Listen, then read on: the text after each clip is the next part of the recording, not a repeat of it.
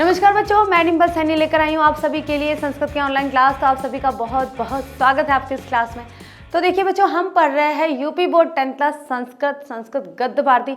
और संस्कृत गद्य भारती में अभी तक हमारे 5 चैप्टर कंप्लीट हो चुके हैं। कार्यम व साधेयम हमारा और देहम व पातेयम हमारा 5th चैप्टर था। और आज जो हम नया चैप्टर स्टार्ट करने जा रहे हैं, चैप्टर नंबर 6, और जिसका नाम है आदि शंकराचार्य। तो आदि शंकराचार्य का आज हम लेक्चर नंबर 1 करेंगे। और लेक्चर नंबर 1 में देखिए हम क्या करेंगे। सबसे पहले तो देखिए जो हमारा चैप्टर है संस्कृत भाषा में लिखा हुआ, उस पूरे का वाचन करेंगे। आप सभी को पता है कि हम बिना वाचन के संस्कृत नहीं पढ़ते।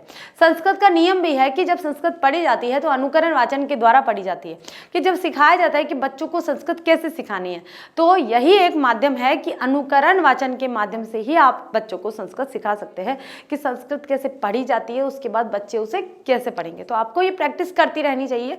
जैसे मैं हर क्लास में आपको कहती हूँ कि बच्चों चाहे कुछ भी हो जाए, आपको रीडिंग डेली लगानी है। क्योंकि जब तक आप रीडिंग नहीं लगाएंगे, आप पठन नहीं करेंगे, यानी कि आप बुक नहीं पढ़ेंगे, चैप्टर नहीं पढ़ेंगे, तब तक आपको प्रैक्टिस नहीं होगी।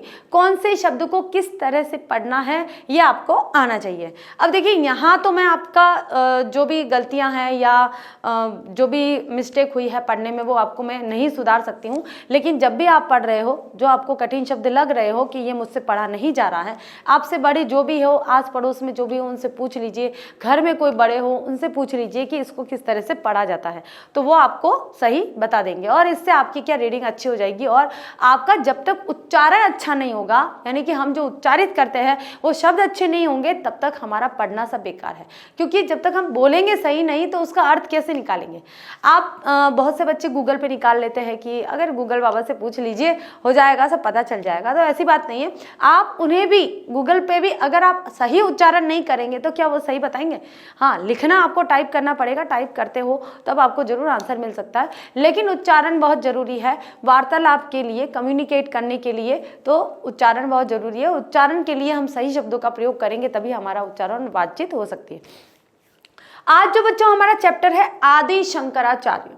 अब आदि शंकराचार्य के विषय में क्या क्या हमने सिर्फ सुना है, नाम के शंकराचार्य भी कोई थे। आदि शंकराचार्य कौन थे, लेकिन कौन थे, कहाँ के थे, क्या क्या उन्होंने ऐसा इस भारत भूमि के लिए किया, ठीक है, क्या उन्होंने योगदान दिया इस संसार के लिए, एक मनुष्यों के लिए क्या कर्म किए, तो वो चीज़ें आज हम यहाँ पर पूरा डिटेल में पढ़ेंगे। मुझे भी इतनी कोई जानकारी नहीं है और नहीं थी इससे पहले, इस चैप्टर को पढ़ने से पहले उतनी जानकारी नहीं थी। लेकिन चैप्टर पढ़ा तो थोड़ा समझ में आया कि हाँ आदि शंकराचार्य कैसे है और क्या उनमें खूबी थी। अब देखिए मैं आपको एक चीज बताती हूँ कि जैसे हमारे यहाँ पर युगों की बात होती है, तो युग जैसे कहा जाता है कि सबसे पहले हमारा सतयुग था, उसके बाद त्रेता युग आया, उसके बाद द्वापर युग आया, और अभी जो चल रहा है वो कलयुग चल रहा है। तो हर युग में, जैसे सतयुग में सत्य पर ज्यादा आग्रह किया जाता था, सत्य की खोज की जाती थी, सत्य क्या था, इन चीजों पर ध्यान दिया जाता था।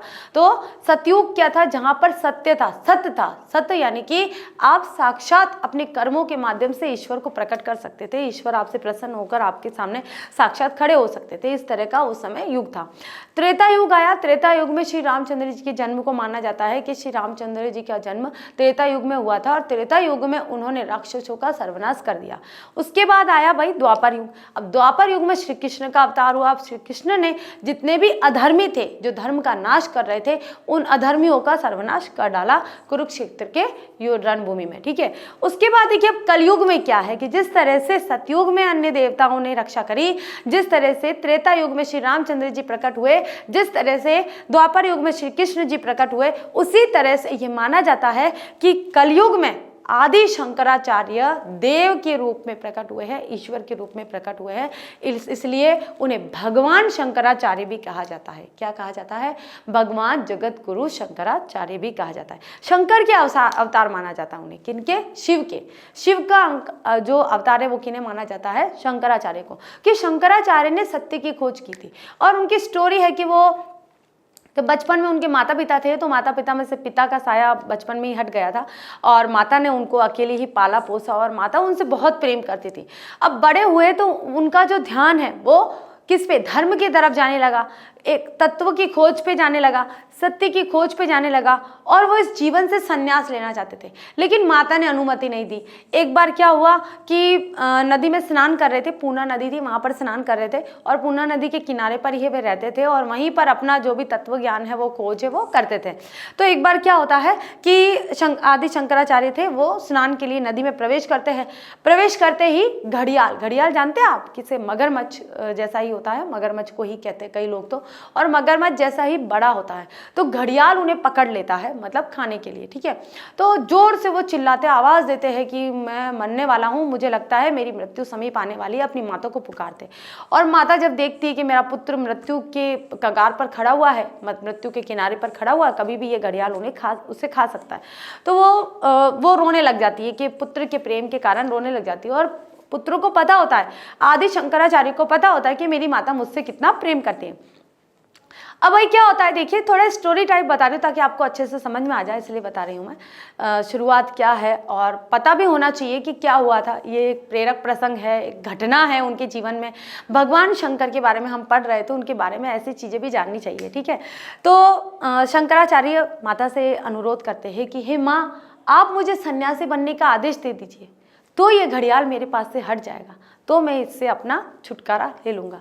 अब माता क्योंकि पुत्र से प्रेम करती थी और पुत्र कठिनाई में था, संकट में था, तो संकट के समय जो भी सही लगा, चाहे अपने पुत्र को उसे खोना ही पड़े, ठीक है। माता से, कोई भी माता ऐसी होती है, चाहे पुत्र अलग हो जाए लेकिन खुश रहे, प्रसन्न रहे, लंबी आयु रहे, बस ऐसी मनोकामना माता की होती है। तो यही सेम मनोकामना सुभद्रा जो माता थी शंकराचार्य की, उनकी भी यही रही। उन्होंने आशीर्वाद दिया कि ठीक है तुम जा सकते हो, आज्ञा दे दी कि ठीक है तुम संन्यास ले सकते हो। जैसे ही आज्ञा दी और आदि शंकराचार्य ने अपने तत्व से, अपने सत्य से, अपने तेज से घड़ियाल को वहाँ से हटा दिया और फिर उन्होंने संन्यास धारण कर लिया। जो भी उनके बंधु थे उनकी भी आज्ञा ली और उनकी आज्ञा के अनुसार संन्यास धारण कर और पूरे विश्व में भ्रमण किया और तत्व का ज्ञान, तत्व ज्ञान यानी कि सत्य का ज्ञान, सत्य की खोज करने पे तुले हुए। और जब वे आगे गए तो गोविंद धाम गए और वहाँ पर उनके जितने भी लोग मिले थे, तो उन्होंने पूछा भाई कौन हो आप, उनसे क्या पूछा कि भाई कौन हो, तो उन्होंने कहा कि मैं शंकर हूँ। और शंकर होने के लिए उन्होंने कई उदाहरण दिया, न मैं चित्त हूँ, न मैं मन हूँ, न मैं अहंकार हूँ, न मैं द्वेष हूँ, न दुख हूँ, मैं शंकर हूँ, बस मैं शंकर हूँ। कौन शंकर? भगवान शंकर। उन्होंने अपने आप को साक्षात भगवान शंकर माना। तो इसी कहानी के आधार पर, कहानी की तरह ही पढ़ेंगे हम, जीवन परिचय ये सब है इसके अंदर, लेकिन हम इसे स्टोरी टाइप पढ़ेंगे तो बच्चों बहुत आसानी से समझ में आने वाली है, हमें बहुत अच्छी तरह से समझ में आने वाली है।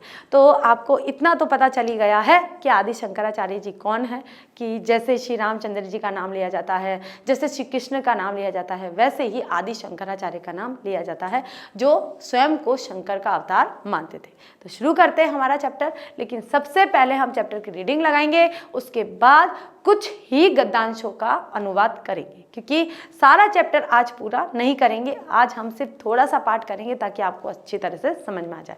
तो शुरू करते हैं हमारा लेक्चर नंबर 1, आदि शंकराचार्य। अब आदि क्यों कहा जाता है बच्चों? आदि यानी प्रारंभिक, ठीक है, प्रारंभिक में जो शंकर आचार्य के रूप में प्रकट हुए थे, इसलिए उन्हें क्या कहा जाता है? आदि शंकराचार्य, ठीक है। उसके बाद कई शंकराचार्य आए, लेकिन हम आदि शंकराचार्य एक ही है और उनके बारे में ही हम पढ़ रहे हैं। तो शुरू करते हैं। सबसे पहले हम इसका सिर्फ पढ़ेंगे अभी बच्चों, केवल पढ़ेंगे, अनुवाद हमारा थोड़ा बाद में आएगा। कि धन्ययम भारत भूमिर यत्र साधु जनानां परित्राणाय दुष्कृतांच विनाशाय सृष्टि स्थिति लय करता परमात्मा स्वमेव कदाचित राम कदाचित कृष्णश्च भूत्वा आविर्भूर्व त्रेतायुगे रामो धनुर्वर्ता विपत्गामिनां रक्षसां संहारं कृत्वा वर्णाश्रम व्यवस्था अमारक्षत। ठीक है, आगे देखिए। द्वापरे कृष्णो धर्मध्वंसिना कुनृपतिना उत्पाटय धर्ममत्राय शेषा स्थिति यदा कलो समुत्पन्न बभूव तदा नीललोहित भगवान शिव शंकर रूपेण पुनः प्रकटी बभूव। भगवत शंकरस्य जन्म काले वैदिक धर्मस्य हास अवैदिकस्य प्राबल्यं चासीत् जन्म काले वैदिक धर्मस्य ह्रास अवैदिकस्य प्राबल्य चासीत। अशोकादि नृपतीनां राजबलमाश्रित्य पंडितमन्या सांप्रदायिका वेदमूलं धर्म तिरंकुश तिरश्चकुत लोकजीवनम अंध तमिस्त्रायां तस्यां मुहर क्षणमपि शर्म न लेभे तस्यां विषम स्थित भगवान शंकरः प्रचंड भास्कर इव उदयाय देशव्यापी मोह मालिन्य मुंचित्वा वैदिक धर्मस्य पुनः प्रतिष्ठां चकार। शंकर केरल प्रदेशे मालावारत प्रान्ते पूर्णाख्या नद्यास्तटे स्थिते शलग ग्रामे अष्टाशीत्यधिके सप्तशततमे ईस्व्याब्दे नम्बूद्रकुले जन्म लेवे। तस्य पितुर्नाम शिवगुरु आसीत्, मातुश्च सुभद्रा। शेषवावदेव शंकर अलौकिक प्रतिभा संपन्न आसीत्। अष्टवर्षदेशीय सन्नपि परम मेधावी असो वेदांगेषु प्रावीण्यं वाप दुर्दैवात् बाल्यकाले एव तस्य पिता श्रीमान शिवगुरु पंचत्ववाप। पितृवात्सल्य विरहित मात्रेव लालित्यश्चासो प्राक्तन संस्कारवशात् जगत मायामयत्व माकलल्य तत्वसंधाने मनस्कार। प्ररूढ़ वैराग्य प्रभावात् स प्रव्रजितमुतमीयेष परंच परम स्नेह हनिर्निर्भरा तदेक तनयाम्बा नानुज्ञं वददो लोकरीति परः शंकर मातुरनुज्ञां विना प्रवज्यामंगीकर्तुं न शशाक। एवं गच्छत्सु दिवसे एकदा शंकर पूर्णायां सरितः स्नातुं गतः। यावत् स सरितोऽन्तः प्रविष्टः तावदेव बलिना ग्राहेण गृहीत। शंकर आसन मृत्युमेक्ष्य आर्तस्वरेण चुक्रोश। तस्य वत्सला जननी स्वपुत्रस्य स्वयं परिचय भ्रशं विललापः। तस्या तादृशी विपत्रावस्था मनुभूय स तस्यै न्यवदेत् अम्ब यदि मे मम जीविते अनुरागः स्यात् तर्हि संन्यासाय मामनुजाहिनीः तेनैव मे ग्राह्यानुमुक्तिर्भविष्यति। अनन्यगति माता तथैवोक्तवाच। सदस्त ग्राह्यग्रहात् मुक्तः स संन्यासवलम्ब्य पुत्र विरहस्य संतप्तां मातरं सान्त्वयित्वा तया बान्धवैश्चानुज्ञात यतिवेशधर स्वजन्मभूमिं त्यक्ता देशाटनीं प्रवृत्तः। वनवीथिकासु परिभ्रमण स क्वचित् गुहान्तर्वर्तिनं गौडपादशिष्यं गोविन्दपादान्तिकं जगाम। यतिवेशधारिणं तं गोविन्दपादः प्रपृच्छत को असि त्वं भो? शंकर प्राह मनोबुद्धय अहंकार चित्तानि नाहं श्रोतं न जिह्वान न च प्राणिनेत्रं न च व्योमं भूमिर्न तेजो न वायुश्चानन्दरूपः शिवो अहम्। एतत् अलौकिकीं वाचमुपश्रुत्य गोविन्दपाद तमसाधारणं जनं मत्वा तस्मै संन्यासदीक्षां ददौ। गुरु गोविन्दपादादेव वेदान्तत्व विविध दधीत्य स तत्त्वज्ञो बभूव। सृष्टिरहस्यमधिगम्य गुरोराज्ञया स वैदिक धर्मोद्धारणार्थं दिग्विजयाय प्रस्थित। ग्रामात् ग्रामं नगरमट्टन् विद्वद्भिश्च सह शास्त्रचर्चां कुर्वन् स काशी प्राप्तः। काशीवासकाले स व्याससूत्रामुपनिषदां श्री मद भागवत गीतायाश्च भाष्याणि प्रणीतवान् अथ कदाचित् काश्यां प्रथितयश विद्वादोरेयस्य मंडन मिश्रस्य दर्शनलाभय स मनस्कार तद्ग्रहम् अन्वेष्टु कामः काश्चित् धीवरीं पृच्छत क्वास्चि मंडन मिश्रस्य धामेति सा धीवरी प्रत्यवदतः स्वतः प्रमाण परत प्रमाण किरांगनाम यत्र गिरो गिरन्ति द्वारस्य नीडान्तरन सन्निबद्धा अवेहि तद्वाम हि मंडनस्य इति धीवरी वचन श्रुत्वा शंकर मंडन मिश्रस्य भवनं गतः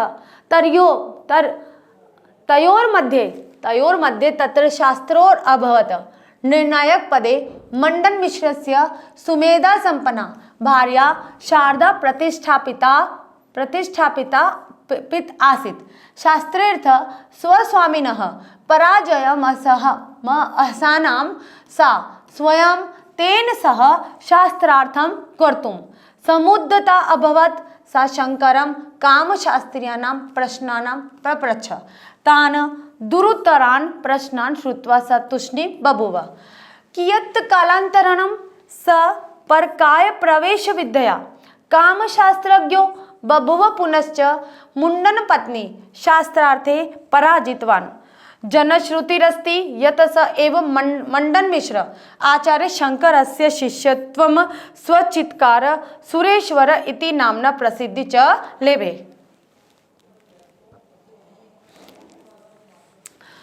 दिग्विजय यात्रा प्रसंगेनैव आचार्य प्रवर प्रयागं प्राप्तः तत्र वैदिक धर्मोद्धारणाय सततं यतमानं कुमारिलभट्टं ददर्श एकतः कुमारिलभट्ट वैदिक धर्मस्य कर्मकाण्ड पक्षमाश्रित्य सांप्रदायिकान् पराजितवान् अपरतश्च श्रीमच्छङ्करः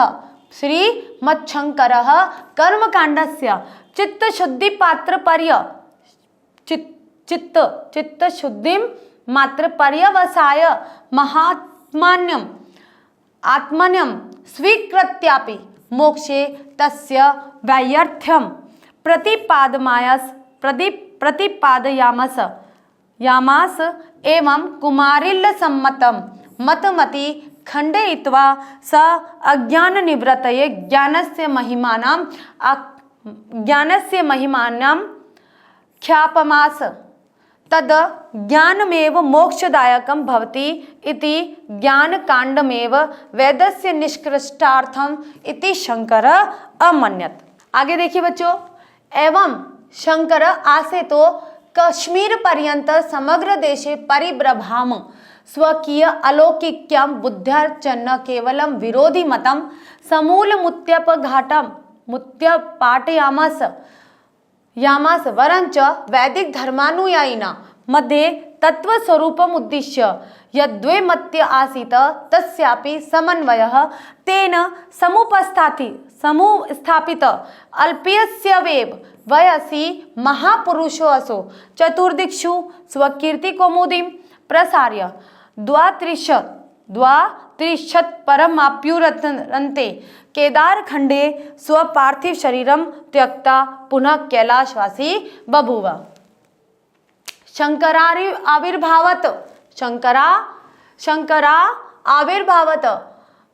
आविर्भावात् प्रागपि तत्रासन व्यास वाल्मीकि प्रभृतयो बभव मनीषिण ये स्वप्रज्ञा वैशारधेन वैदिक धर्माभ्युपदाय प्रयतमाना आसन तेषु महर्षि व्यास प्रणीतानि ब्रह्मसूत्राण्य अधिकृत्य श्री मच्छंकरेण शारीकाख्य भाष्यं प्रणीतम् एवं व्यासं तमे वावलंब्य भाष्यकृता तेन वैदिक धर्म पुनरुज्जीवित तस्य दार्शनिक मद्वैत मध्यतम मिति लोके प्रसिद्धम अस्ति स स्वयं प्रतिजानीते यत वेदोपनिषत्सु सन्निहितं तत्व रूपमेव स रूपयति नास्ति तत्र किंचित तद्बुद्धि समुद्भवम् तन्मतेव जगतीतं सत्यं ज्ञानमनन्तं यत्तदेव ब्रह्म इति बौद्धव्यय ब्रह्मस्थिष्ठाय माया विकारः एव एष संसार अस्ति संसार सरणो सुख दुख प्रवाहे उत्पीड्यमानो जीवो ब्रह्मेवास्ति विभुर्भूत्वपि मायाजन्य ज्ञान प्रभावात् स आत्मनः कार्पण्य अनुभवति संततम विषिदति च एवं जीव ब्रह्मैक्यं प्रतिपादस सकल जीव साम्यं स्थापमायास एकं सद्विप्र बहुधा वदन्ति नेह नानास्ति किंचित यो मे वे भूमा तत्सुखम इति श्रुति अनुसृत्य शंकर वेदांत तत्व स्वरूपम निर्धारयामास प्रतीयमानानेक रूपाय सृष्टे अधिष्ठानं ब्रह्म अद्वैत रूपमस्ति एतदस्ति विश्व बंधुत्व भावनाया बीजम। अंतिम पैराग्राफ है हमारा।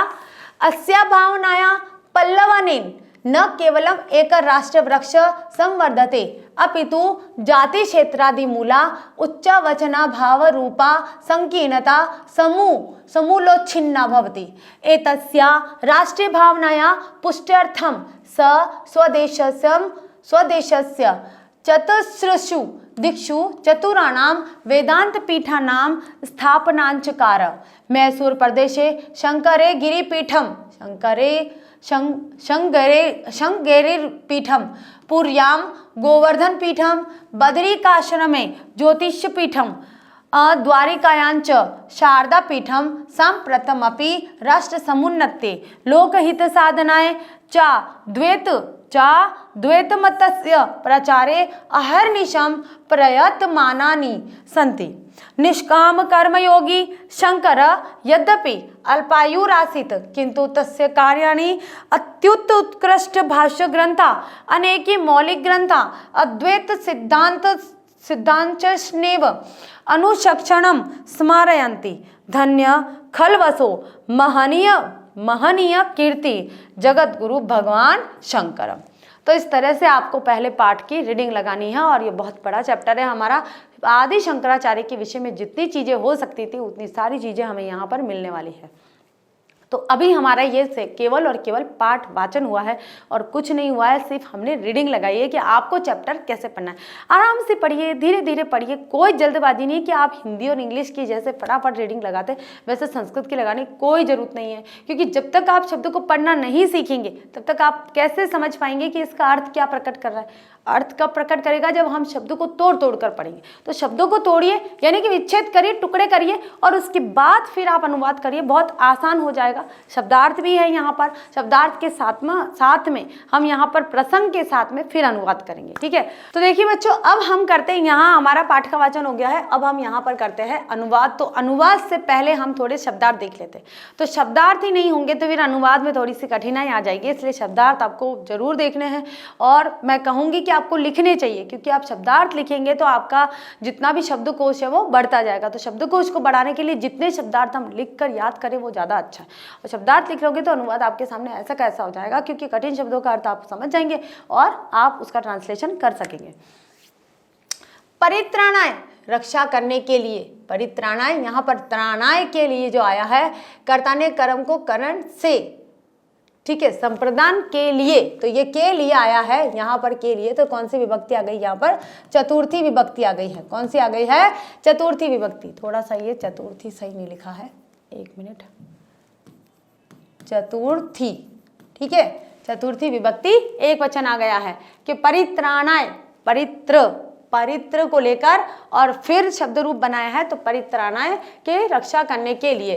दुष्कृताम, पापियों के, कदाचित कभी, भूत्वा होकर, भू यानी होना, भू यानी होना, और भू में कौन सा प्रत्यय लगा है, कत्वा प्रत्यय लगा है। कौन सा प्रत्यय लगा है, कत्वा, और कत्वा का जो आंसर निकल के आता है वो आता है कर, यानी कि खादित्वा खाकर, हसीत्वा हंसकर, गत्वा जाकर, ऐसे भूत्वा होकर। ठीक है। आविर्भाव, आविर्बभुव प्रकट हुए, आविर्बभु का मतलब क्या होता है, प्रकट हुए। विपदगामिनाम राक्षसाम, कुमार्ग पर चलने वाले राक्षसों का, राक्षसाम का मतलब क्या होता है, राक्षसों का। ठीक है। बहुवचन आ गया यहाँ पर कि विपदगामिनाम, जो कुमार्ग पर बुरे रास्तों पर चलने वाले राक्षसों का। कुनृपतिनी, दुष्ट राजाओं को, कुनृपतिन यानी कि दुष्ट, कु यानी कि दुष्ट, और नृप यानी कि राजाओं। ठीक है। नीन यानी कि राजाओं को। उत्पाद, उत्पाद यानी उखाड़ कर। अत्रायट, रक्षा की। कलो, कलयुग में, कलो किसे कहा गया है, कलयुग को कहा गया है। शंकर रूपेण यानी कि शंकराचार्य के रूप में। अवैदिकस्य, अवैदिक धर्म का। प्राबल्य चांति, प्राबल्यन आसित, प्रबलता थी, प्राबल्य का मतलब क्या था, प्रबलता, और आसित का मतलब क्या होता है, था, आसित, आसित यानी था या थी या थे, प्रबलता थी। पंडित मन्या, पंडित मानने या माने या जाने वाले। तिरस्कृ, तिरस्कार करते थे। ठीक है। तो ये एक और है हमारे यहाँ पर शब्दार्थ। अंध, अंध तमिस्त्रायाम, अंधेरी रात्रि में, अंध यानी अंधेरी, तम यानी रात्रि में। ठीक है। अंध तमिस्त्रायाम, अंधेरी रात्रि में, अर्थात अंधविश्वासों के अंधकार में, अंधविश्वासों के अंधकार में। मुहुर्मुहुर्मुह हयमानम, यानी कि मुहुः मुहुः मुह्यमानम, यानी कि बार बार, मुहुर्मुहुर् बार बार, मुह्यमानम मुग्ध होता है, हुआ, मुह्यमानम शर्म हुआ। ठीक है। बार बार मुग्ध होता हुआ, शर्म, शर्म यानी कल्याण, सुख, शांति। ठीक है। लेबे यानी पा रहा था। प्रचंड भास्कर, प्रचंड सूर्य। उदी आए, उदी आए, उदित हुए। उज्झित्वा, छोड़कर, उज्झ यानी छोड़कर, छोड़ना, और उज्झित्वा यानी छोड़कर या नष्ट करके। ठीक है। अब देखिए हम इसका पहले पढ़ते हैं और फिर इसका अनुवाद करते हैं। धन्ययम भारत भूमिर्यत्, क्या कहा है कि धन्य है भारत भूमि, यहाँ कि धन्य है भारत भूमि कि यहाँ साधु जनानां परित्राणाय दुष्कृतानांच विनाशाय, के साधु जनों का यहाँ पर सम्मान होता है, और जो दुष्ट लोग होते हैं उनको नष्ट करने के लिए। ठीक है। कि धन्य है ये भारत भूमि जहाँ पर साधु जन दुष्ट लोगों को नष्ट करने के लिए, उनका विनाश करने के लिए, यहाँ पर आ जाएगा नष्ट करने के लिए, नष्ट करने के लिए, और दुष्कृतांश बुरे लोगों का, विनाशाय नाश करने के लिए, नाश करने के लिए, नाश करने के लिए। सृष्टि स्थिति तलेर करता परमात्मानम स्वमेव कदाचित, कि सृष्टि में स्थित जितने भी करता है, इस सृष्टि को बनाने वाले हैं परमात्मा स्वमेव, स्वयं, कदाचित, कदाचित, अपना अपना, यानी कि सृष्टि में स्थित जितने भी ये कला है, इन कलाओं को दूर करने के लिए परमात्मा स्वयं यहाँ पर कभी कभी प्रकट हुए हैं। उनमें राम कदाचित, कभी राम आए हैं।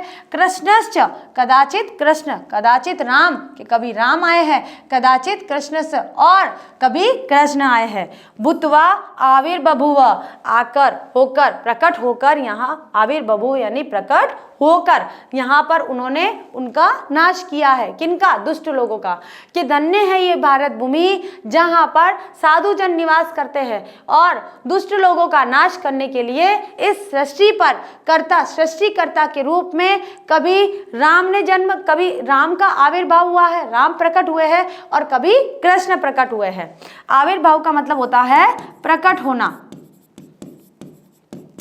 त्रेता युगे रामो, त्रेता युग में राम ने धनुर्व्रता विपदगामीनाम रक्षसासाम संहारम कृत्वा आश्रम वर्ण आश्रम व्यवस्था आरक्षित। अब क्या कहा है कि त्रेता युग में राम ने अपनी धनुर्विद्या के कार्य से त्रेता युग में राम ने अपने धनुष के प्रभाव से विपदगामिना का मतलब होता है जो बुरे रास्तों पर चल रहे थे उन लोगों को, उन राक्षसों का संहार करके, कृत्वा यानी संहार करके वर्ण आश्रम व्यवस्था को स्थापित किया था। वहां पर वर्ण आश्रम व्यवस्था की स्थापना की थी।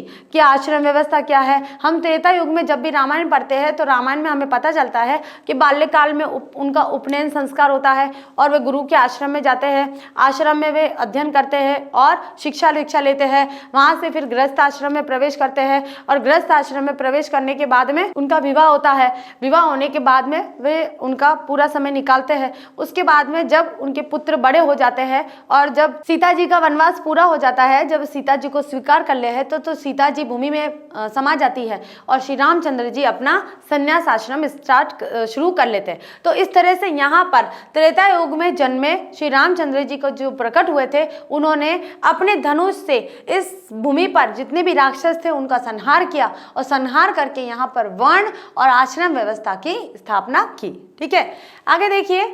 तो संदर्भ इसका देखिए, सबसे पहले संदर्भ एक ही बार होगा बच्चों, बार बार नहीं होगा। प्रसंग चेंज हो सकता है लेकिन संदर्भ चेंज नहीं होगा। कि प्रस्तुत गद्यांश हमारी पाठ्य पुस्तक संस्कृत के गद्य खंड यानी संस्कृत गद्य भारती से संकलित आदि शंकराचार्य शीर्षक पाठ से उद्धृत किया गया है। ठीक है, ये आपको ये जो 2 लाइन है, ये 2 लाइन आपको सभी गद्यांशों में लिखनी है और सभी गद्यांशों में बार बार लिखोगे ना आप तो आपको एक बार से याद हो जाएगी। और अगर नहीं ऐसे ही याद होती है तो बहुत अच्छी बात है, कोई प्रॉब्लम नहीं है। अब करते हैं हम यहाँ पर प्रसंग कि प्रस्तुत गद्यांश में परमात्मा के राम कृष्ण शंकराचार्य आदि के रूप में अवतार लेने और उस समय की भारत की परिस्थिति का वर्णन किया गया है। ठीक है, आगे देखिए। यह भारत भूमि धन्य है, यह भारत भूमि धन्य है जहां साधु पुरुषों की रक्षा के लिए, किसकी? साधु पुरुषों की रक्षा के लिए, पापियों के विनाश के लिए, सृष्टि स्थिति और प्रलय के करने वाले भगवान स्वयं ही कभी राम और कभी कृष्ण होकर प्रकट हुए हैं।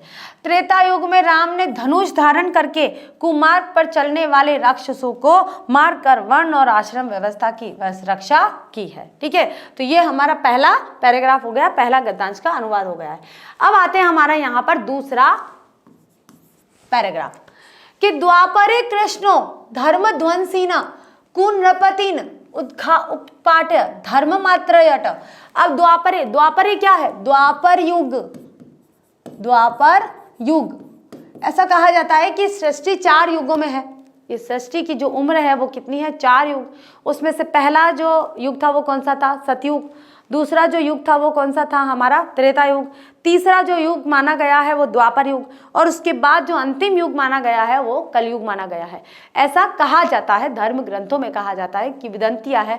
आप इससे ऐसा नहीं है कि मैम कह रही है तो फैक्ट है, हाँ ऐसा ही है और इसके लिए आप बहुत सारे डाउट्स लेकर आ जाओ, बहुत सारी बातें, बहुत सारे कमेंट्स करने लग जाओ, तो ये नहीं है बच्चों। एक बात है क्योंकि सभी जानते हैं, तो हम धर्म की बात कर रहे हैं, हम युगों की बात कर रहे हैं, तो युगों को यहाँ बताना जरूरी है।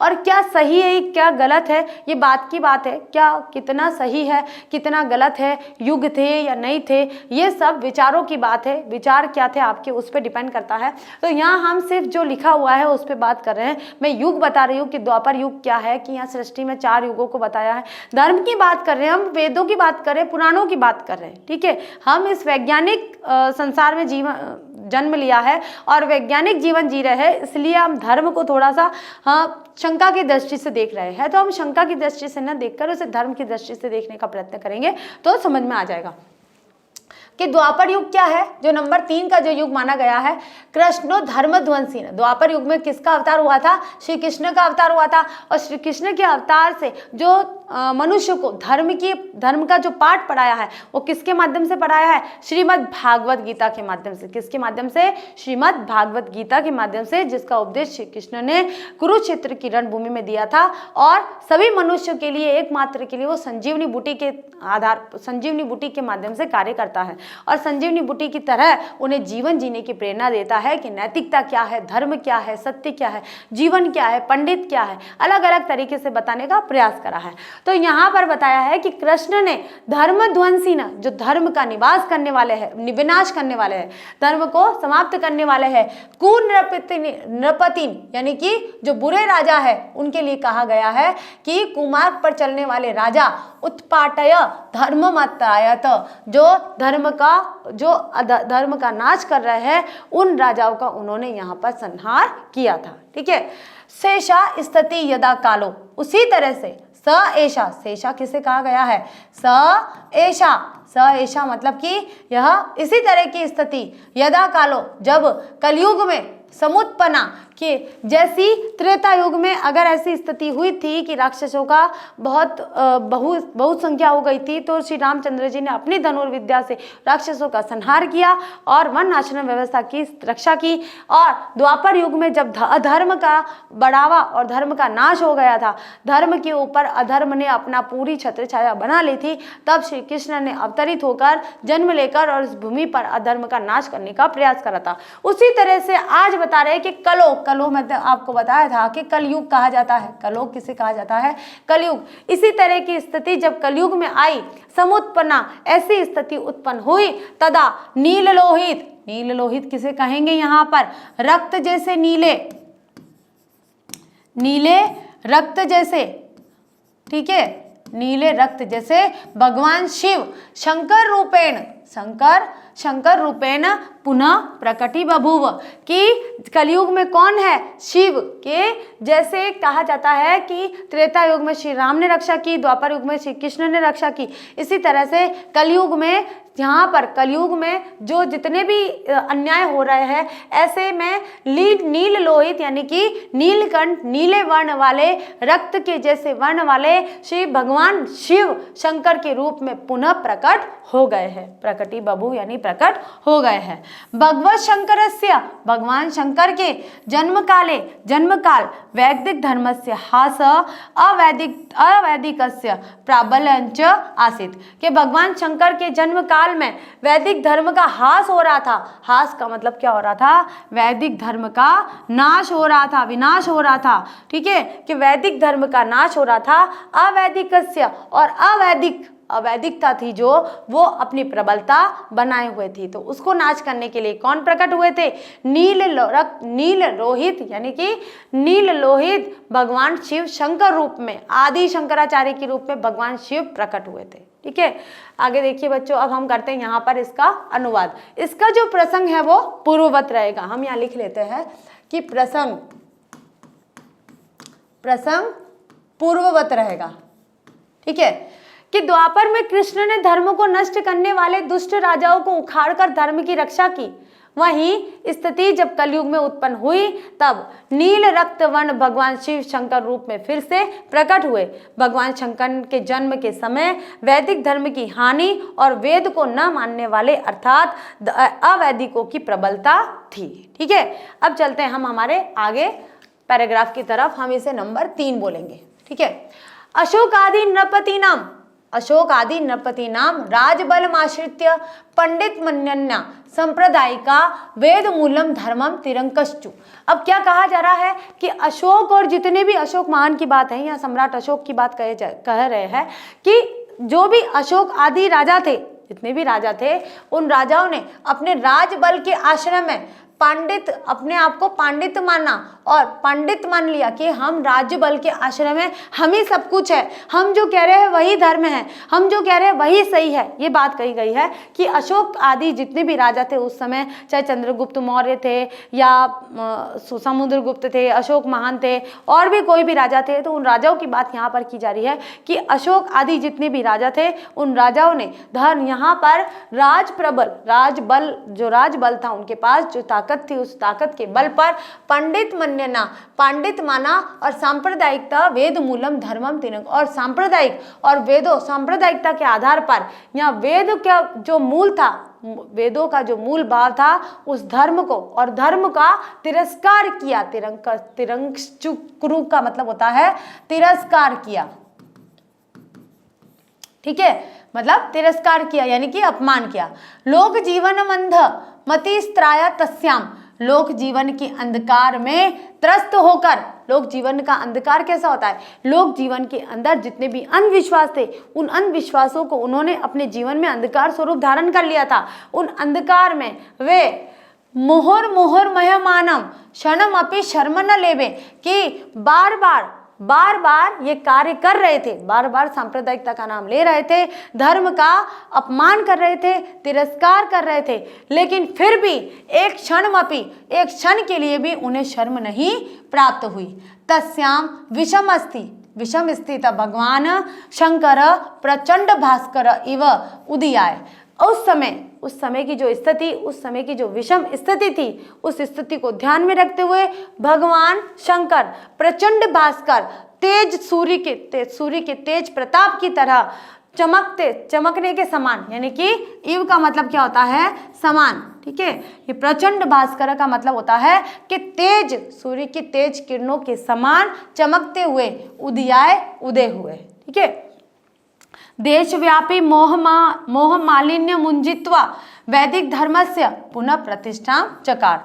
और देश में व्याप्त मोह माया को छोड़कर वैदिक धर्म की पुनः प्रतिष्ठा करने वाले कौन थे, भगवान आदि शंकराचार्य, ठीक है।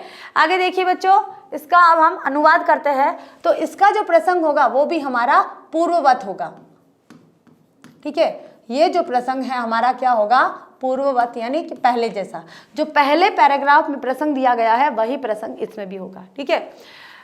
अशोक आदि राजाओं की राजभक्त शक्ति का सहारा लेकर स्वयं को पंडित मानने वाले संप्रदाय के लोगों ने वेद मूलक धर्म का तिरस्कार किया।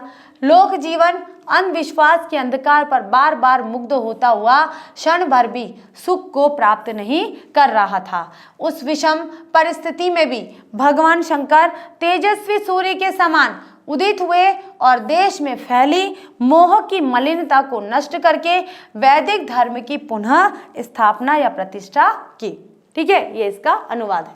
अभी तक हमारे 3 पैराग्राफ हो चुके हैं। अब देखिए हम यहाँ करते हैं हमारे आगे के पैराग्राफ की जितने भी शब्दार्थ है, वो अभी हमने स्टार्टिंग में जो शब्दार्थ करे थे बच्चों, वो हमारे 3 पैराग्राफ के शब्दार्थ थे। अब जितने भी शब्दार्थ थे हमारे अगले पैराग्राफ के शब्दार्थ आए, ठीक है। पूर्णाख्या, पूर्णा यानी कि पूर्णा नाम की, अष्टाशीत्यधिके सप्ततम में यानी कि 788 में नंबूदरी कुल में अष्टवर्ष देशीय 8 वर्ष के वेदांगेशु, वेद और वेदों के अंगों में प्रावीण्य अवाप यानी कि प्रवीणता प्राप्त कर ली, अवाप्त होगा यहाँ पर, अवाम प्राप्त कर ली। दुर्दैवात दुर्भाग्यवश पंचकत्वमाप मृत्यु को प्राप्त हुए, स्वर्गवासी हो गए। माता के द्वारा ही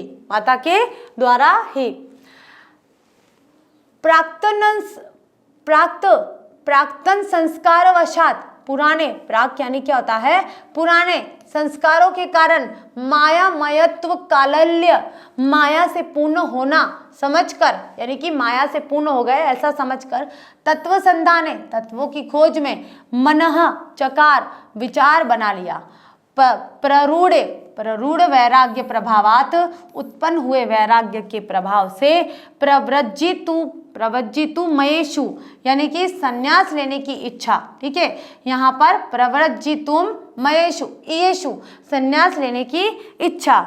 इदेक तनयाम्बा तद एक तनय अम्बा यानी कि एकमात्र पुत्रवती माता ने अनानुज्ञा आज्ञा नहीं, प्रवर्ज्यम अंगीकर्तुम यानी कि क्या आएगा, संन्यास लेने के लिए न शासक समर्थ नहीं हो सके। अब देखिए आते बच्चों हमारे यहाँ पर चौथा पैराग्राफ, ये आता है हमारा पैराग्राफ नंबर 4। 3 पैराग्राफ हमने पढ़ लिए हैं, उनके शब्दार्थ भी पढ़ लिए। अब जो शब्दार्थ पढ़े ये आगे के पैराग्राफ में आएगा, ठीक है। ध्यान से करेंगे कि शंकर केरल प्रदेश मालावार प्रांत है, कि शंकर, कौन शंकर, जो एक बच्चे थे उन शंकर जो आदि शंकराचार्य के बारे में हम बात कर रहे हैं, उनको ही शंकर कहा गया है यहाँ पर, कि शंकर केरल प्रदेश है, केरल प्रदेश में मालावार प्रांत, मालावार जो तट कहा जाता है उसे मालावार प्रांत, पूर्णाख्या पूर्णा पूर्णा नाम की नद्यास्तटे, नदी के तट पर, नदी के किनारे, नदी के किनारे स्थित शलग ग्राम, शलग नामक ग्राम, अष्टाशीत्यधिके, अष्टाशीत्यधिके का मतलब होता है अष्ट अधिके, ठीक है, सप्तशततमे 700, ठीक है 700, तो यहाँ पर आ जाएगा हमारा 700 और 80 को प्लस करेंगे कितने आ जाएंगे 788, ठीक है। तो अष्ट अशीतिध्यके, अष्ट अशीति, अशीति किसे कहते हैं 80 को, और अष्ट किसे कहते हैं 88 को, तो 88 को क्या कहा जाता है अष्ट अशीत्य अधिके सप्ततमे यानी कि 700 ख्रीष्टाब्दे ईस्वी में नंबूद्र कुले, नंबूद कुले में, नंबूद कुल में जन्म लिया, ठीक है। किन्होंने देखिए जो आदि शंकराचार्य हैं उनका परिचय बताया है, जीवन परिचय बताया है, कि यहाँ पर हम जीवन परिचय लिख देते हैं कि जीवन परिचय हो गया। ये जो चौथा पैराग्राफ है ये आदि शंकराचार्य का जीवन परिचय हो गया है, कि शंकर जो आदि शंकराचार्य थे केरल प्रदेश के मालाबार प्रांत में पूर्णाख्या नदी के किनारे पर स्थित शलग ग्राम में 788 ईस्वी में नंबूद कुल में जन्म हुआ था। तस्य पितुर नाम, उनके पिता का नाम शिवगुरु आसीत, शिवगुरु था। मातुश्च, और माता का नाम सुभद्रा। पिता का नाम क्या था शिवगुरु आसीत और माता का नाम सुभद्रा था। शेषवादेव शंकर अलौकिक प्रतिभा संपन्न, अलौकिक प्रतिभा क्या होता है बहुत ही अलौकिक प्रतिभा से संपन्न थे, प्रतिभाशाली बच्चे थे वे, कि शेषव बचपन में शंकर अलौकिक प्रतिभा संपन्न आसित, अलौकिक प्रतिभा से संपन्न थे, ठीक है, आसित यानी थे। अष्टवर्ष देशीय, 8 वर्ष की अवस्था में, 8 वर्ष की अवस्था में सन्नपी, 8 वर्ष की अवस्था के पास में ही परम मेधावी यानी कि बहुत अधिक ब्रिलियंट बोल सकते हैं, प्रतिभाशाली, असो वेदांगेशु, इसने प्रतिभाशाली बच्चे ने वेद और वेदों के अंगों का प्रावीण्य मावाप यानी कि उसमें प्रवीणता प्राप्त कर ली थी, प्रवीणता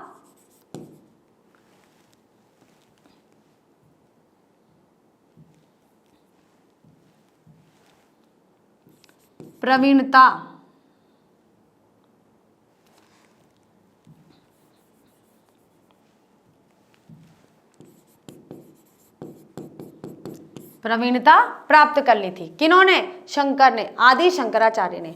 उनका जन्म कहाँ हुआ था केरल जो प्रदेश है केरल राज्य के मालाबार प्रांत में एक पूर्णा नाम की नदी है, उस नदी के किनारे पर स्थित शलग ग्राम में उनका जन्म हुआ था और 788 ईस्वी में उनका जन्म हुआ था। और उनके कुल का नाम क्या था नंबूद कुल। कौन से नंबूद कुल, आपको याद रखना होगा 788 ईस्वी में उनका जन्म हुआ था और नंबूद कुल में उनका जन्म हुआ था, ठीक है।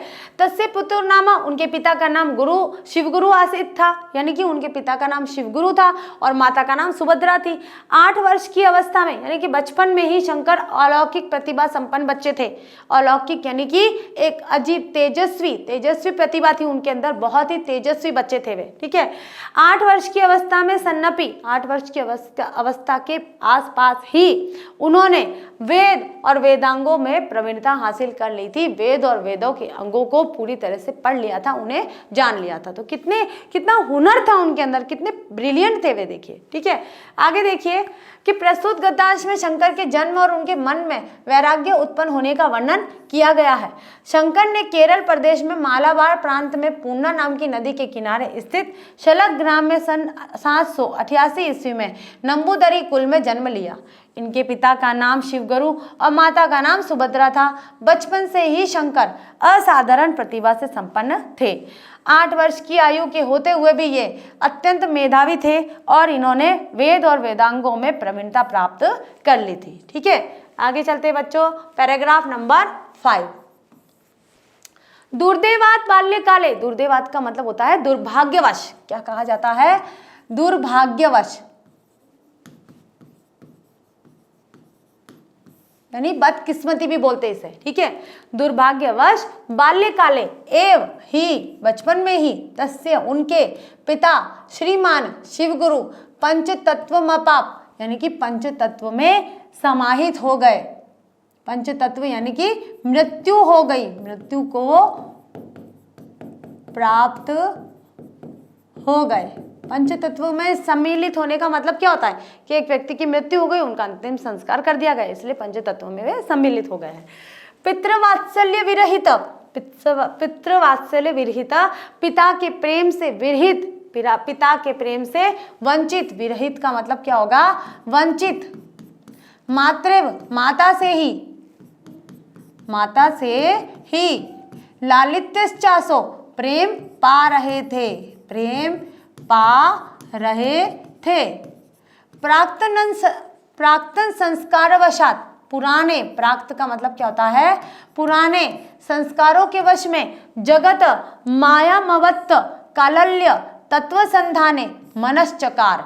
अब देखिए क्या है कि उनके पुराने संस्कार थे, कैसे? माता पिता से जो प्राप्त हुआ था वो उन्होंने आगे बढ़ाया, और ऐसे संस्कारों के साथ में माया और मोह से उनका मन बिल्कुल ही विरक्त हो गया था, मुक्त हो गया था, ठीक है।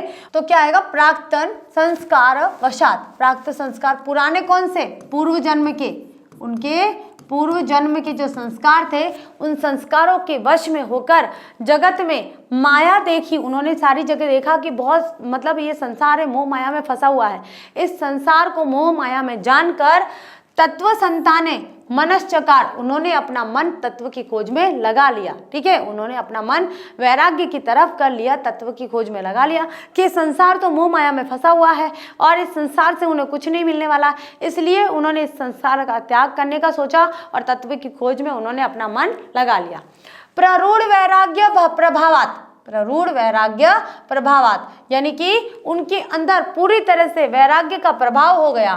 स प्रवर्जित्यमेषु, उनकी इच्छा क्या हो गई? वैराग्य धारण करने की इच्छा, यहाँ लिखेंगे वैराग्य धारण करने की इच्छा,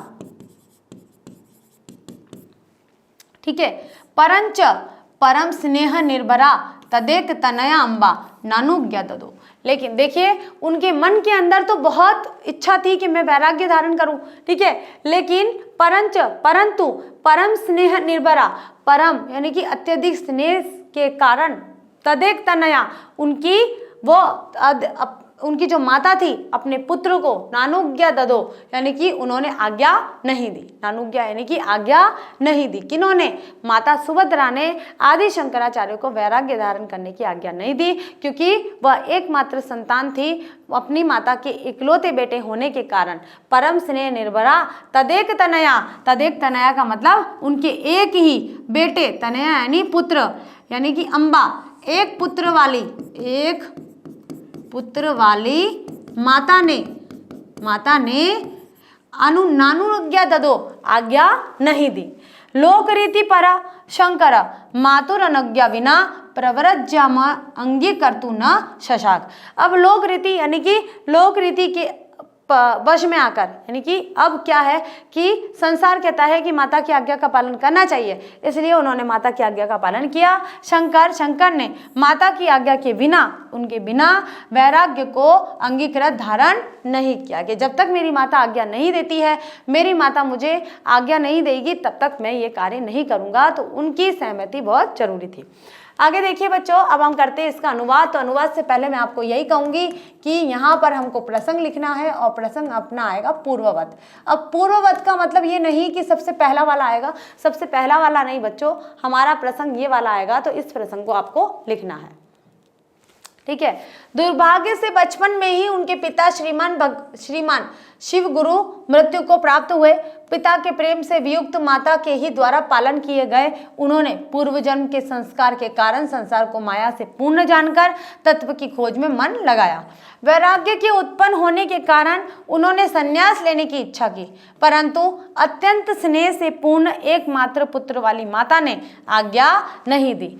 लोक की रीति पर चलने वाले शंकर माता की आज्ञा के बिना संन्यास स्वीकार करने में समर्थ नहीं हो सके, संन्यास स्वीकार करने में असमर्थ रहे या समर्थ नहीं हो सके। ठीक है, आगे चलते बच्चों, हमारा पैराग्राफ नंबर यहाँ पर अब आगे आता है और आगे के पैराग्राफ के लिए हम यहाँ सबसे पहले क्या करेंगे, शब्दार्थ करेंगे। तो अभी तक हमारे 5 पैराग्राफ पूरे हो चुके हैं, तो अगले पैराग्राफ के लिए हम यहाँ शब्दार्थ करते हैं। सरिति नदी में स्नातुम, स्नान के लिए, सरिति यानी कि नदी में, और स्नातुम यानी स्नान के लिए, बलिना शक्तिशाली, आसन्न समीप में आए, मृत्युर्वेक्ष मृत्यु को देखकर, चुक्रोश चिल्लाया, परिचय पहचान कर, विललाप रोने लगी, विपन्नावस्था में अनुभूय दुखपूर्ण दशा का अनुभव करके, दुखपूर्ण दशा का अनुभव करके, अनुजानी ही आज्ञा, अनुजानी ही यानी कि आज्ञा दो, अन्य न गति अन्य उपाय न देखकर, सद तुरंत उसी समय, सद यानी कि उसी समय, ग्राहात मगर की पकड़ से, ग्राहात यानी कि मगर की पकड़ से अलग होने वाले से है ये, सांत्वयत्वा सांत्वना देकर, अटितुम प्रवृत्त घूमने लगा। ठीक है, घूमने लगा। तो ये हमारे शब्दार्थ हो गए बच्चों। अब हम हमारा अगला पैराग्राफ करते हैं। तो अगला पैराग्राफ इस प्रकार है, पैराग्राफ नंबर यहाँ आएगा हमारा 6 कि एवं गच्छत्सु दिवसेषु एकदा शंकर पूर्णाया सरिति स्नातम गतः, कि अब ऐसे ही एक दिन, एवं गच्छत्सु जाते हैं, कौन, कि शंकर, एक बार शंकर, और ऐसे ही एक दिन में एक बार शंकर पूर्णाया सरिति स्नातम, पूर्णा नदी में नहाने के लिए जाते हैं। यावत सरितोसन, जैसे ही, यावत का मतलब क्या होता है, जैसे ही, सह वह, सरितो अंतः नदी के अंदर, सरितो अंत का मतलब क्या होता है, नदी में प्रवेश करते हैं, प्रविष्ट यानी कि प्रवेश किया, तावत देव उसी ही, वैसे ही, तावत देव वैसे ही। अब देखिए यह तावत देव जो लिखा गया है, तावत देव, अब इसका हम यहाँ पर विच्छेद करते हैं तो आ जाएगा यहाँ पर तावत और यहाँ आ जाएगा एव। तो एव यानी ही और तावत यानी वैसे। ठीक है, तो यावत का विलोम शब्द होता है तावत। ठीक है, अब तावत लिखेंगे यहाँ पर, क्योंकि संधि विच्छेद किया है ना, तीसरे का पहला, पहले का तीसरा नियम चलेगा, इसलिए यावत का तावत हो जाएगा। ठीक है, तो जैसे तैसे, कि जैसे ही वह, कौन, शंकर नदी के अंदर प्रविष्ट हुए, तावत वैसे ही, बलिना ग्रहित एक शक्तिशाली घड़ियाल ने उन्हें पकड़ लिया। शंकर आसन, अब देखिए वापस करते हैं कि एवं गच्छत्सु, और जाते हैं, दिवसेषु एक दिन, शंकर पूर्णाया सरिता, शंकर पूर्णा नदी में स्नान के लिए, कि एक बार शंकर पूर्णा नदी में स्नान के लिए जाते हैं। जैसे ही सरिता में, नदी में प्रवेश करते हैं, जैसे ही नदी में प्रवेश किया, वैसे ही बलिना यानी कि शक्तिशाली या महाबली, शक्तिशाली, ग्राहण का मतलब क्या होगा, घड़ियाल। ठीक है, ग्रहित पकड़ लिया, ग्रहित का मतलब क्या होगा, पकड़ लिया। शंकर आसन यानी कि समीप, आसन का मतलब क्या होता है, समीप, मृत्युंवेक्ष मृत्यु को देखकर, मौत को देखकर, आर्त स्वरेण रोने के स्वर में, चुक्रोश चिल्लाए, कौन, शंकर चिल्लाए कि भाई मुझे घड़ियाल ने पकड़ लिया। अब शंकर जैसे नदी में प्रवेश हुए और वैसे ही उन्हें घड़ियाल ने उनको पकड़ लिया और दर्द के मारे जोर से उनको लगा कि अब मौत होने वाली है, वो जोर से चिल्लाए। ठीक है, तस्य वत्सला जननी, उनकी जो ममतामयी माता है, वत्सला किसे कहेंगे, ममतामयी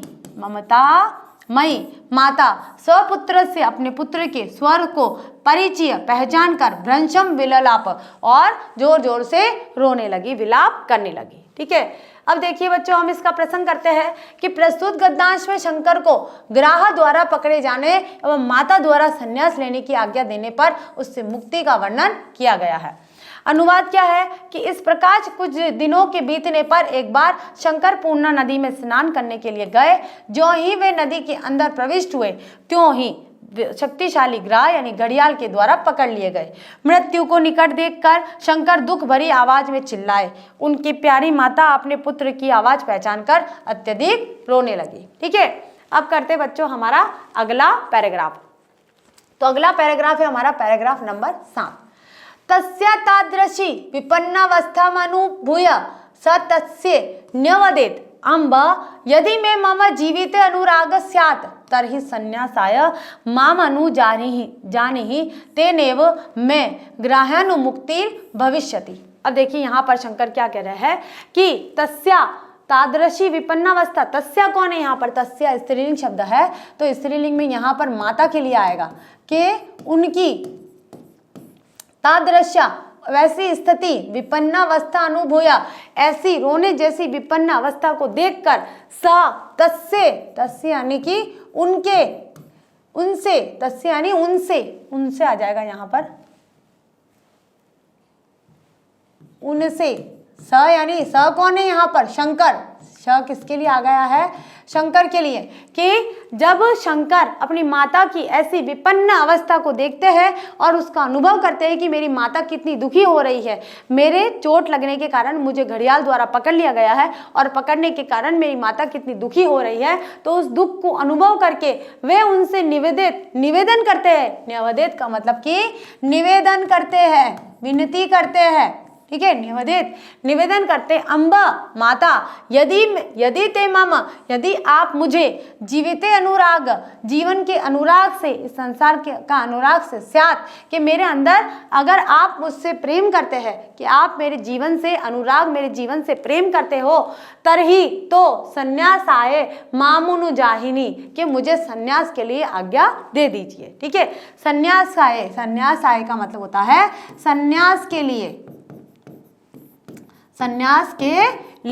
कि अगर आप मेरे जीवन से जीवित अनुराग जीवन से प्रेम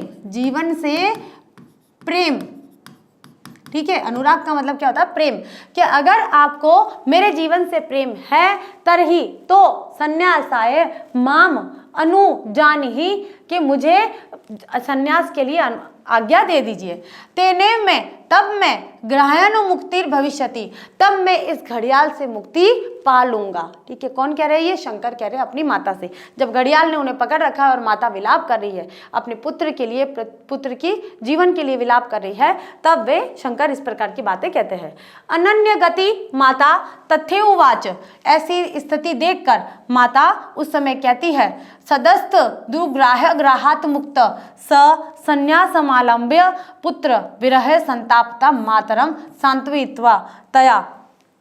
अब देखिए अनन्य गति माता तथेउवाच। तथेव का मतलब वैसा ही करती है, वैसा ही। तथेव का मतलब वैसा ही कि ऐसी गति ऐसी स्थिति जानकर माता को उस समय जो लगता है वह उस समय उनको आज्ञा दे देती है। सद्द का मतलब होता है उसी समय। सद्द का मतलब क्या होता है? उसी समय। ग्रहात मतलब कि घड़ियाल से मुक्ति। घड़ियाल से जैसे ही माँ उसी प्रकार आज्ञा दे देती है कि हाँ ठीक है तुम संन्यास धारण कर सकते हो, उसी समय घड़ियाल से मुक्त हो जाते हैं।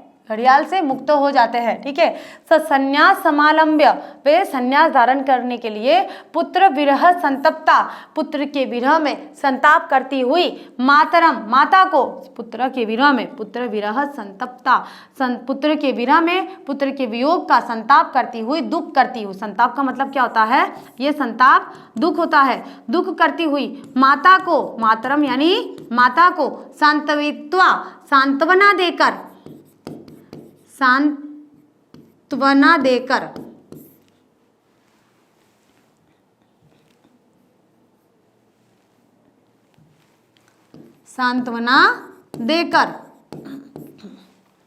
तया बांधवेश्च अनुज्ञात और बंधु बांधवों से भी वह आज्ञा लेते हैं। ठीक है, माता ने तो आज्ञा दे दी, अब जैसे ही घड़ियाल से छूट गए और फिर अपनी माता को जो रो रही थी अपने पुत्र वियोग के कारण कि मेरा पुत्र चला जाएगा, क्योंकि उसने मैंने संन्यास की आज्ञा दे दी है और यहाँ ये जो धर्म है, ये जो मोह माया है, इससे ये छूट जाएगा, मेरी ममता से छूट जाएगा, तो इस कारण माता रो रही थी। तो माता को वो सांत्वना देते हैं और अपने बंधु बांधवों से आज्ञा लेते हैं। यतिवेश, यतिवेश का मतलब होता है सन्यासी का वेश, सन्यासी का वेश। आपको पता है ना सन्यासी का वेश कैसा होता है? वेश यानी कि ऐसी वेशभूषा धारण कर लेते हैं। यति, यति यानी सन्यासी, सन्यासी का वेश धारण कर, धर स्वजन्मभूमि त्यक्ता, अपनी जन्मभूमि को त्याग कर, यहाँ पर आ जाएगा त्याग कर, अपनी जन्मभूमि को त्याग कर, देशान्नटी प्रवृत्त, देश भ्रमण के लिए चले जाते हैं। यहाँ आ जाएगा देश भ्रमण,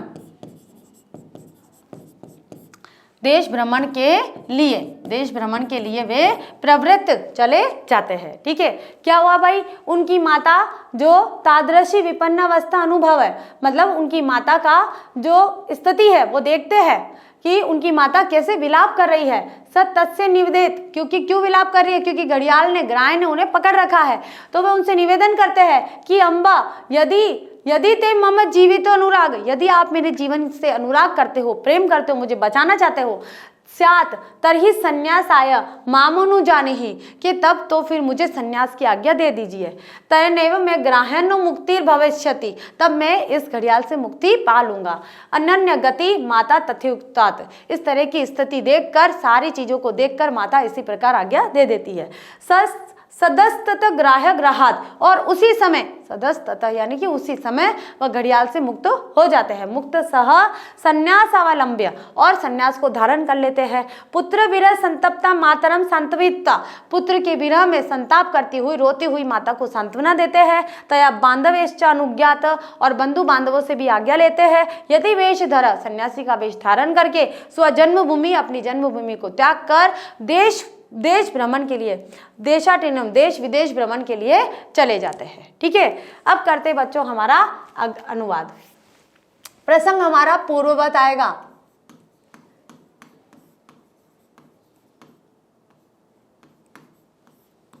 देखिए, इससे पहले जो भी पैराग्राफ है और उस पैराग्राफ में जो प्रसंग है वह प्रसंग यहाँ पर आएगा। ठीक है, उससे बिल्कुल ऐसा नहीं कि स्टार्टिंग वाला आएगा, ऐसा नहीं, इससे जस्ट पहले जो पैराग्राफ है उसका प्रसंग आएगा।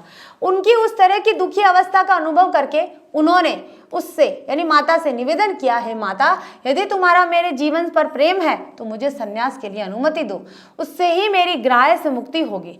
अन्य उपाय रहित माता ने अच्छा ऐसा कहा। उसी समय उस ग्राह्य की पकड़ से मुक्त हुए उन्होंने, किन्होंने? शंकर ने संन्यास लेकर पुत्र की विरह से दुखी माता को धैर्य देकर उस माता के और अन्य बंधुओं के द्वारा आज्ञा दिए जाने पर साधु का वेश धारण करके अपनी जन्मभूमि को छोड़कर अन्य देशों में भ्रमण के लिए निकल पड़े। आगे देखिए बच्चों, अब आता है हमारा यहाँ पर अगले पैराग्राफ के शब्दार्थ। तो शब्दार्थ करना बहुत जरूरी है।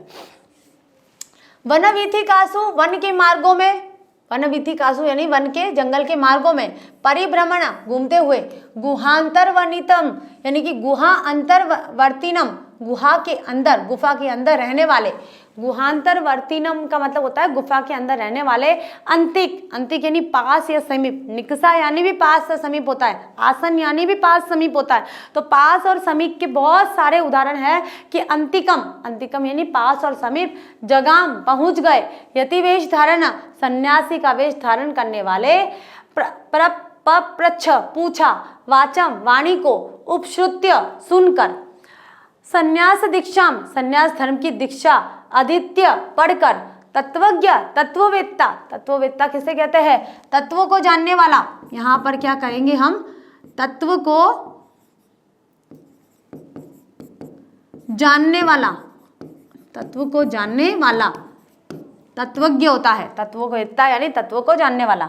अधिगम्य जानकर, दिग्विजयाय दिग्विजय के लिए, दिग्विजय का मतलब होता है दिशाओं को जीतने वाला, दिग्विजयाय यानी कि दिशाओं को जीतने के लिए प्रस्थित प्रस्थान किया, प्रणीतवान रचना की। ठीक है, अब देखिए बच्चों, हम यहाँ इसका हमारा अगला 8वां पैराग्राफ करते हैं कि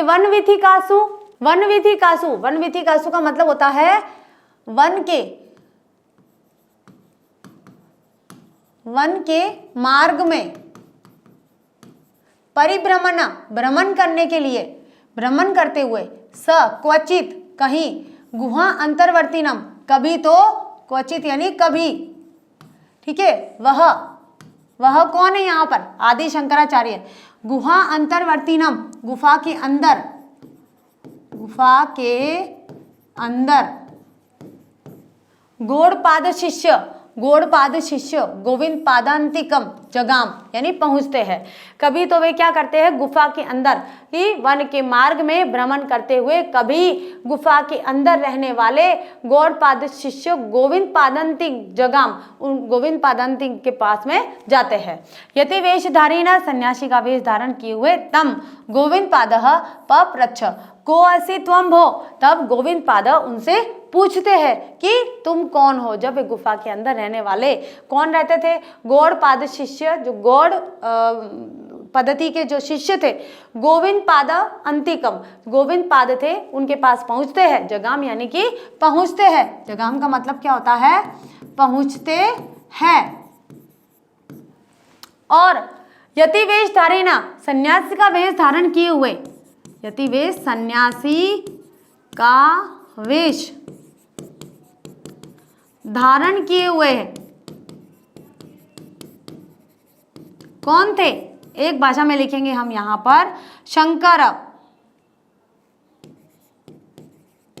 ठीक है। शंकर कौन? आदि शंकराचार्य। तम उसे गोविंद पाद, गोविंद पाद यानी कि वेश धारण, जो सन्यासी का वेश धारण किए हुए है, उसे गोविंद पाद पूछते हैं को असि त्वं भो, कि तुम कौन हो भाई? हे महानुभाव तुम कौन हो? गोविंद पाद उस सन्यासी से पूछते हैं जो शंकर है। अब देखिए बच्चों, इसका अनुवाद करते हैं हम।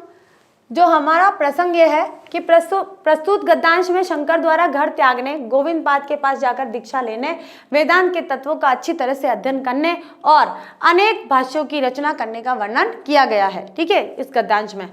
अब अनुवाद क्या है कि वन के मार्गों में भ्रमण करते हुए वे कहीं पर गुफा के अंदर रहने वाले गौड़पाद के शिष्य गोविंद पाद के पास गए, ठीक है। गौड़पाद के शिष्य गोविंद पाद के पास गए और सन्यासी का वेश धारण करने वाले कौन थे? यहाँ पर शंकर थे, साक्षात शंकर थे। तो शंकर उनसे, किनसे? शंकर से कौन पूछता है? गोविंद पाद ने पूछा। क्या पूछा? कि तुम कौन हो? उनसे उनका परिचय पूछा है, शंकर का परिचय पूछा है कि तुम कौन हो। तो यहाँ आप देखिए शंकर क्या जवाब देते हैं।